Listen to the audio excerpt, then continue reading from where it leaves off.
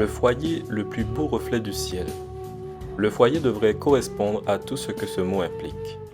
Il devrait être un coin du ciel sur la terre, un endroit où les affections sont cultivées et non soigneusement refoulées. Notre bonheur dépend de cette culture réciproque de l'amour, de la sympathie et de la vraie courtoisie. La plus belle illustration du ciel est un foyer dirigé par l'Esprit du Seigneur. Lorsque la volonté de Dieu s'accomplira, le mari et la femme auront du respect l'un pour l'autre et cultiveront l'amour et la confiance.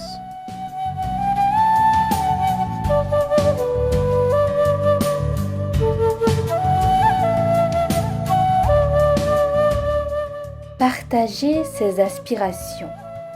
Je lis dans Proverbe 13, verset 12. Une personne qui attend trop longtemps quelque chose se décourage, mais un désir réalisé est comme un arbre qui donne la vie.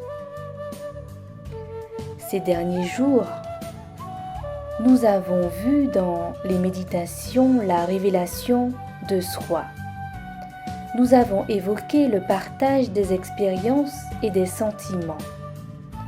Aujourd'hui, nous allons parler du partage des aspirations. Dans toute relation sentimentale, manquer au partage de nos désirs est source de beaucoup d'incompréhension et de frustration. Attendre du partenaire qu'il ou qu'elle satisfasse vos désirs inexprimés, c'est demander l'impossible et cela rend la déception inévitable. Si par exemple, vous voulez que votre conjoint fasse quelque chose de particulier le jour de votre anniversaire, eh bien, dites-le lui.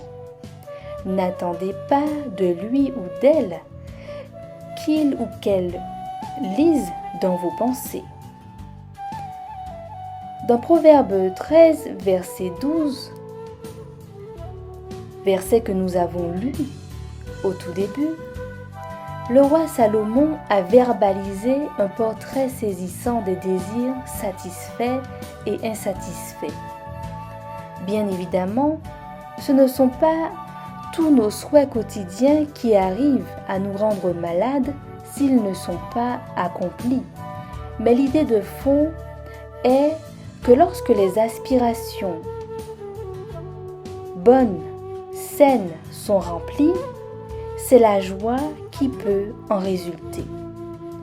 Pourquoi ne devriez-vous pas faire cela pour votre conjoint? Et pourquoi votre conjoint ne voudrait-il pas ou ne voudrait-elle pas faire cela pour vous? Porter vos souhaits à la connaissance de votre conjoint est un aspect vital de la révélation de soi. Il y a plusieurs déclarations qui manifestent ce qu'on désire. Je voudrais que, je souhaite que, tu sais ce qui me ferait vraiment plaisir, ou j'aimerais bien que, si vous exprimez vos désirs, cela donne une chance à votre conjoint d'y accéder. Vous n'exigez pas, vous demandez. Vous n'avez pas à superviser ses décisions.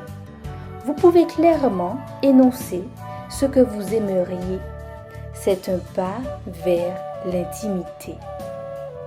Que Dieu puisse vraiment nous aider à exprimer les désirs qui sont au plus profond de nos cœurs envers notre conjoint.